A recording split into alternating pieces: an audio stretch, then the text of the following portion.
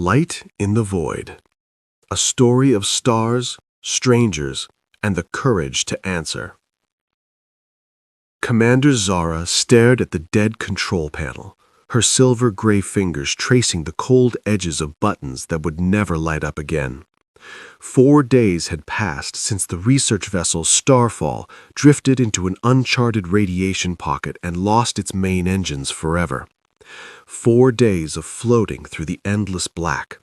4 days of watching hope fade like the last glow of an ember. "Any luck with the comms?" she asked, not bothering to look up. She already knew the answer. Navigator Daniel shook his head slowly. "Nothing. Our distress signal is broadcasting, but we're too far off any known trade route. No one will hear us out here."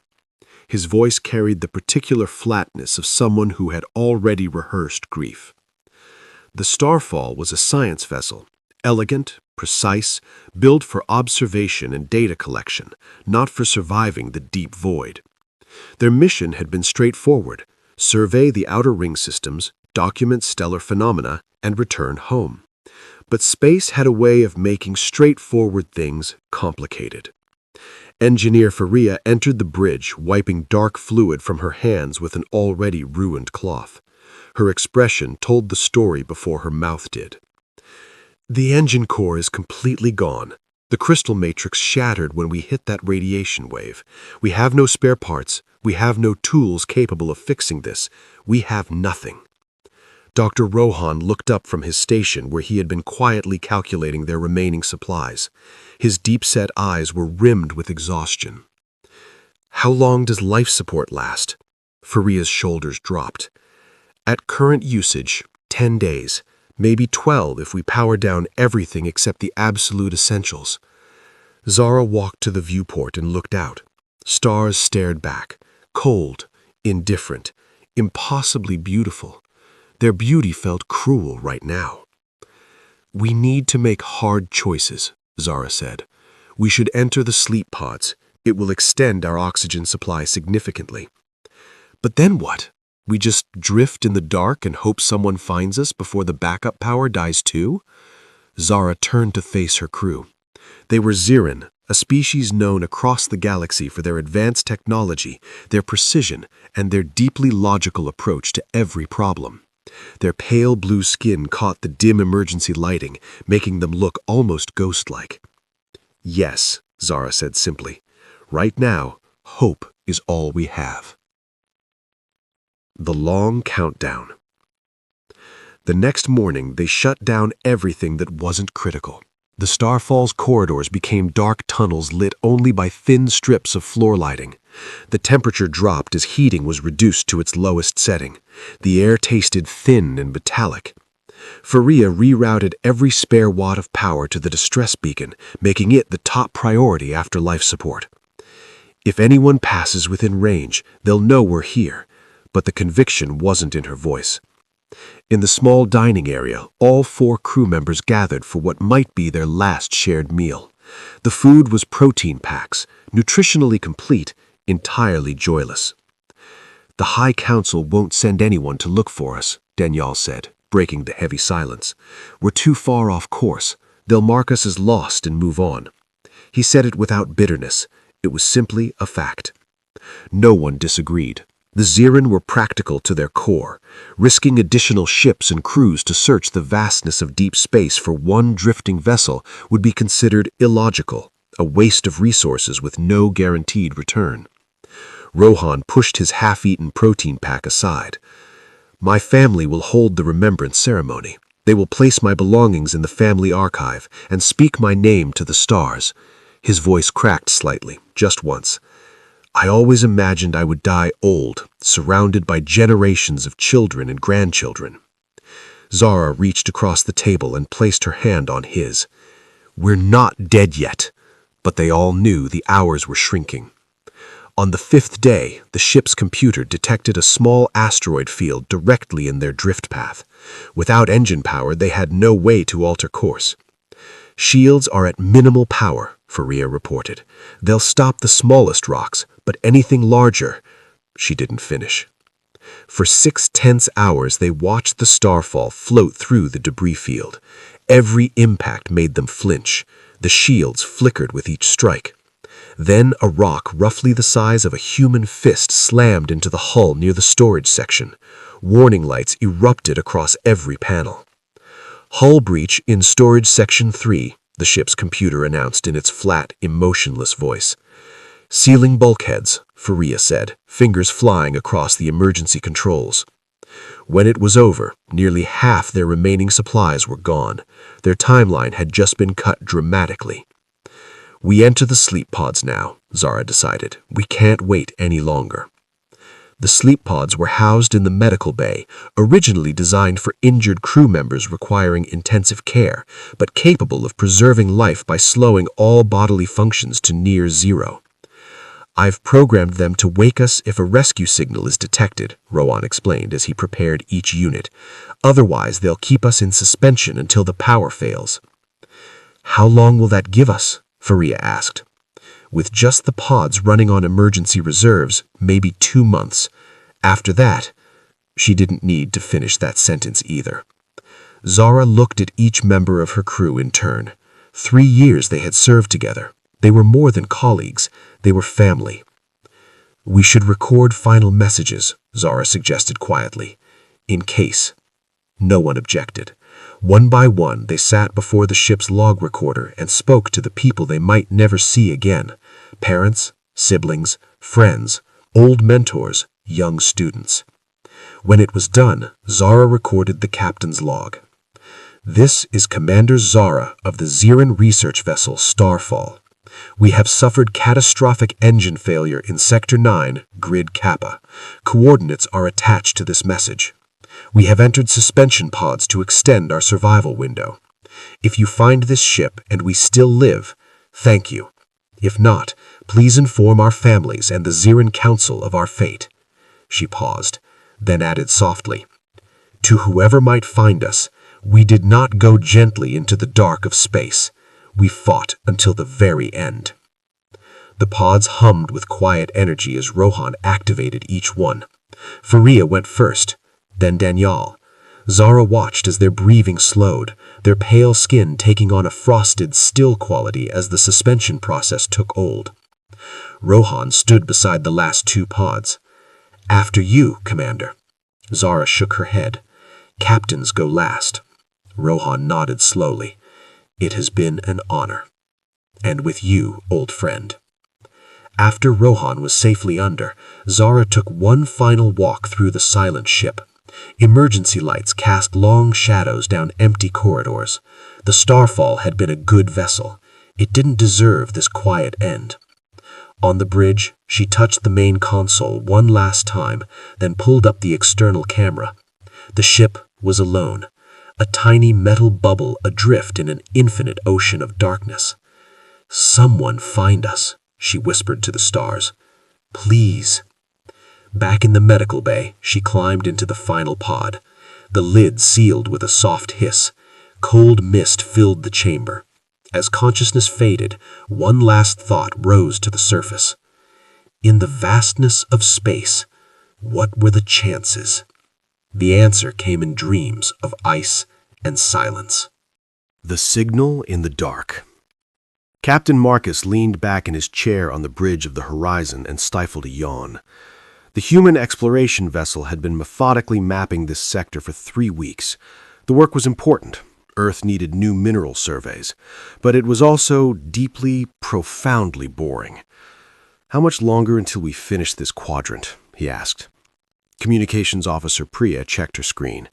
"About 6 hours, Captain. Then we head back to base as scheduled." Marcus nodded.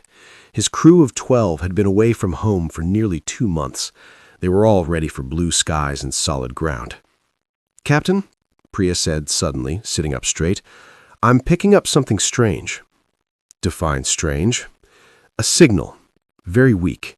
It's using a frequency that hasn't been in common use for at least 20 years. Her fingers adjusted the settings rapidly. "It's a distress beacon." The bridge went quiet. In the vastness of space, a distress signal was both rare and serious. "Can you trace it?" Marcus asked. Yes, it's coming from about half a day off our planned route. First Officer Aisha frowned. That puts us well behind schedule, Captain. The company won't be pleased if we're late with the survey data. Marcus ran a hand through his short brown hair. Put it on speaker. A moment later, a repeating pattern of beeps filled the bridge. Mechanical, emotionless, but to everyone listening, it might as well have been a scream. Any idea who it belongs to? Marcus asked. The frequency is old, not matching any current human emergency protocol, Priya said. It could be alien. I can't identify the species. Could be a trap, said Engineer Sophia from across the bridge. Could be someone dying, Marcus replied quietly. He stopped pacing. The choice wasn't complicated, really. It just felt heavy.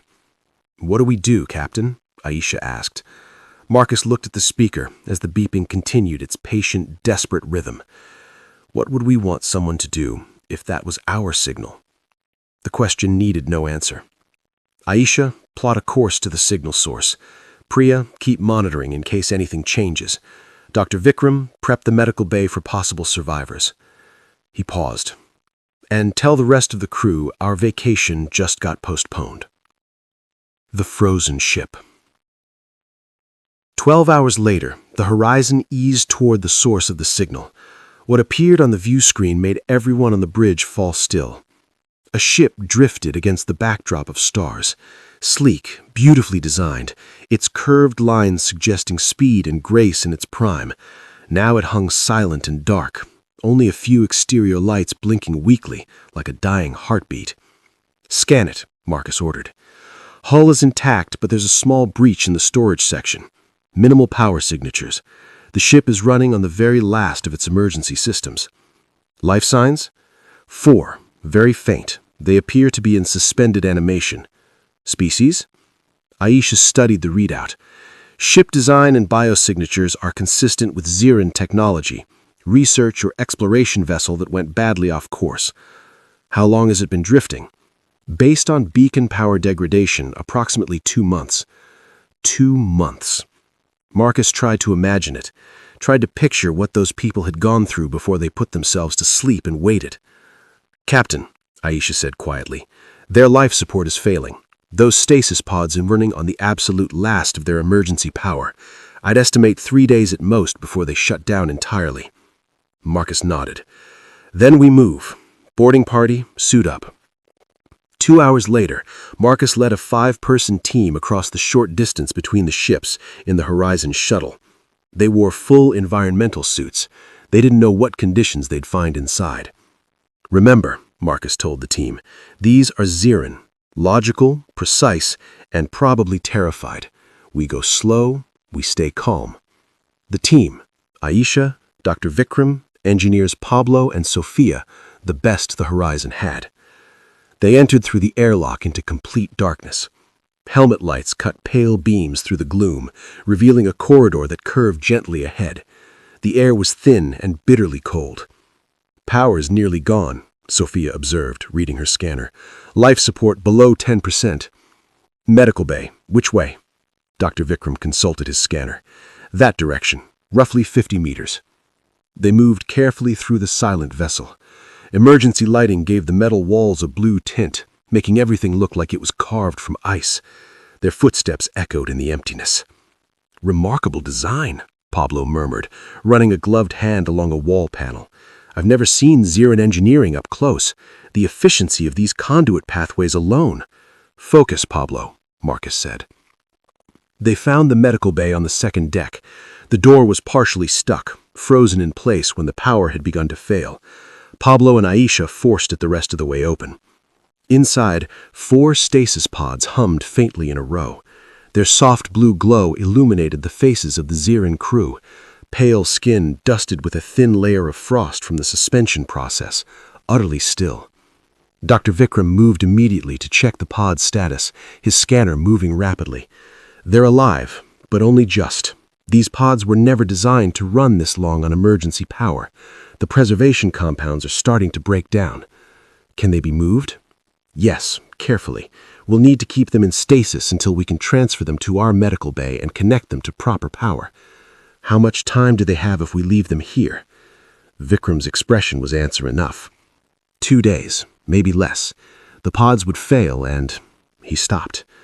Then we don't waste another second, Marcus said. Sophia, Pablo, stabilize the pod systems for transport. Aisha, Vikram, prepare for movement. I'm going to check the bridge. Alone in the Ziran ship's bridge, Marcus found the ship's logs. He read the story they told. Engine failure in deep space. No possibility of repair. A slow and deliberate countdown toward death. And 4 people who had refused to simply wait passively for the end. The final log entry stopped him cold. To whoever might find us, we did not go gently into the dark of space. We fought until the very end.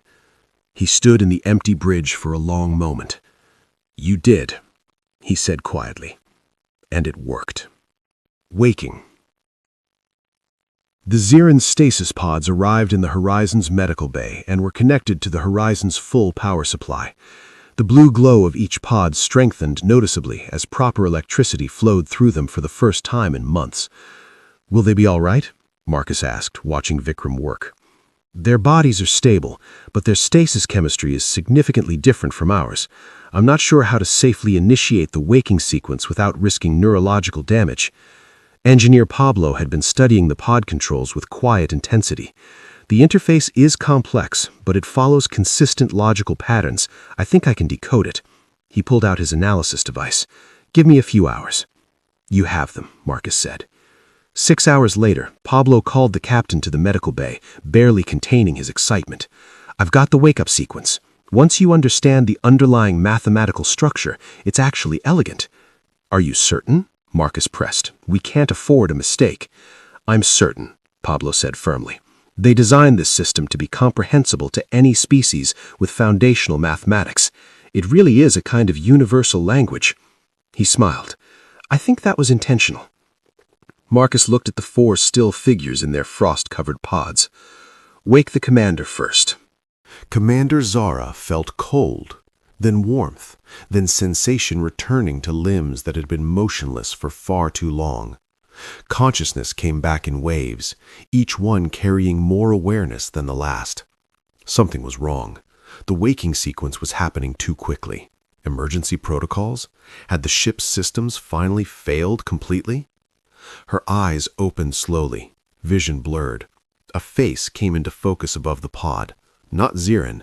This person had warm brown skin, dark eyes that were round rather than angular, and hair, actual hair, covering their head. Human. Zara tried to speak, but her throat was bone dry. The podlet was already open. The human said something, unfamiliar sounds, gentle in tone. Another human appeared beside the first, offering a small cup of water. Zara took it with trembling hands and drank slowly. My crew, she managed, in halting universal trade language. The dark-haired human seemed to understand immediately. Safe, he said in the same language, gesturing toward the other pods. Still sleeping, you are first. Zara looked around. This was not the Starfall. The medical bay was different, designed for different bodies, brighter, filled with equipment she didn't recognize. I am Marcus, the human said, placing a hand on his own chest. Captain, human ship, Horizon.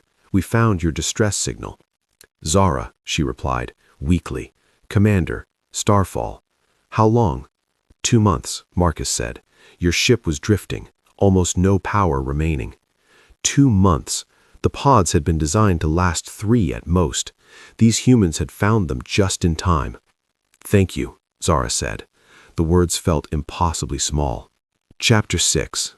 2 Kinds of Logic. Over the following day, the rest of the Ziran crew was woken. Dr. Rohan recovered quickly and immediately began helping Vikram understand Ziran physiology, their collaboration flowing with surprising ease despite the language barrier. Navigator Danyal was warier, watching the humans with careful, suspicious eyes. Engineer Faria, characteristically, was fascinated by the human ship and followed Pablo around the engineering deck asking questions faster than the translator device could keep up. Communication improved steadily as Pablo's translator learned from their conversations. Within 2 days, both crews could speak with reasonable fluency through the device. Your people came for us, Zara said to Marcus one evening, sitting in the Horizon's small observation room. Why? You were strangers to us. You had no reason to divert your mission, no guarantee of any benefit. Marcus looked genuinely surprised by the question. You needed help. That was enough. This answer troubled the Ziran crew deeply. In their culture, in all of Ziran society, actions were weighed against outcomes, resources spent, risks calculated, benefits projected. The equation had to balance. These humans had spent fuel, time, and safety for beings they had never met and might never meet again. On your ship, Faria asked Pablo through the translator, her brow furrowed. You said you were on a survey mission. Now you are weeks delayed. Will your superiors punish you for this? Pablo laughed, a full, warm sound that still startled the Ziran every time. We'll get some paperwork and maybe a lecture about following schedules, but no one will seriously question why we stopped. We stopped to help. That's it. That's the whole explanation. Faria frowned. In Ziran space, such inefficiency would not be tolerated. The resources spent here, the fuel, the delay, the risk, none of it has a calculated return. Efficiency isn't everything, Engineer Sophia said, joining the conversation from across the corridor. Sometimes you do things because they're right, not because they're efficient. The return is invisible. It's called trust, or maybe just being the kind of people worth knowing. This concept seems to sit uncomfortably in the Ziran minds, like a puzzle piece that fit, but that they hadn't expected to fit. Later, Daniel pulled Zara aside. Can we actually trust them, truly? No species behaves this generously without reason. Zara watched the humans at the far end of the dining area, laughing together, talking over each other, making noise. So different from the Ziran way, so seemingly chaotic. And yet they had done what no Ziran ship would have done. They had turned around for strangers. I think we can, Zara said finally. They are different from us, but perhaps that is precisely why we should. She paused and added more quietly, in their place, would we have done the same? The question stayed with them all. The broken thing that worked. Impossible, Faria declared, studying the schematics of the Starfall engine core spread across the engineering table. The crystal matrix is completely shattered. There is no path to repair this. Engineer Sophia leaned over the same schematics, her human hands, rough, scarred, the hands of someone who had spent years solving problems with physical tools, tracing the same broken pathways Faria had already mapped. Nothing's impossible, Sophia said with a confidence that Faria found puzzling and irritating. The crystal matrix is the heart of our propulsion system. It must be perfect, grown under precise conditions over many months. Even a minor flaw creates catastrophic failure. This is not a matter of effort, it is a matter of physics. Sophia picked up one of the broken crystal fragments and turned it in the light. What if we don't need it to be perfect, she said. What if we just need it to work long enough to get you home? Those are the same thing. Sophia smiled. Not to humans, they aren't. For 2 days, the engineering teams worked side by side on Sophia's idea. The Ziran engineers followed their protocols, precise, methodical, every step documented and verified. The humans were different. They tried things that failed, adjusted, tried again, worked through meal breaks, slept in shifts on the floor of the engineering bay. Faria watched Sophia with growing fascination. The humans' approach was chaotic by every Ziran standard, but there was something underneath the chaos, an adaptability, an instinct for finding the workable path through the unworkable problem. One point, Sophia spoke quietly to the broken crystal array as she adjusted it, an entirely one-sided conversation with a piece of shattered technology. "Why do you do that?" Faria asked. "What do you do?" "Speak to the equipment." Sophia laughed softly. "Old habit. My first ship was held together with wire and stubbornness. I learned that machines respond to patience." She tightened a connection and stepped back. "Let's try it. 20% power only." The reconfigured crystal array looked wrong by every standard Faria knew. Instead of the perfect geometric formation Ziran engineering demanded, the fragments had been arranged in an asymmetrical pattern, stabilized with conductors borrowed from the Horizon's own supply stores. It was improvised. It was inelegant. It was, by all formal measures, incorrect. Faria initiated the power sequence. The crystal fragments began to glow. Energy moved between them, along the new pathways, through the improvised connections. The readouts showed power building. Unstable, yes, fluctuating, but present, sustained, real. "It's working," Faria said. She could not keep the disbelief from her voice. "Told you," Sophia said simply. "It should not be working." "I know, but it is." Sophia began running calculations. "It won't give you full speed, and it'll need constant monitoring and adjustments, but it will get you home." Faria stared at the improvised engine core for a long time. By Ziran standards, it was crude, temporary, deeply unorthodox, and yet it worked when every calculation said it should not. "I do not understand how you thought of this," she admitted. Sophia shrugged. "Humans are good at making broken things work. It's kind of our specialty." What we leave behind. The space station appeared as a point of light in the distance, then grew slowly into a spinning wheel of metal and illumination, home to thousands of beings from dozens of species. Frontier Station 7. Not glamorous, but fully equipped with repair facilities and communications powerful enough to reach Ziran space. The Starfall moved under its own power now, limping, slow, requiring constant adjustment, but moving. It traveled alongside the horizon rather than being towed by it. Faria monitored the improvised engine every hour with an attention that bordered on affection.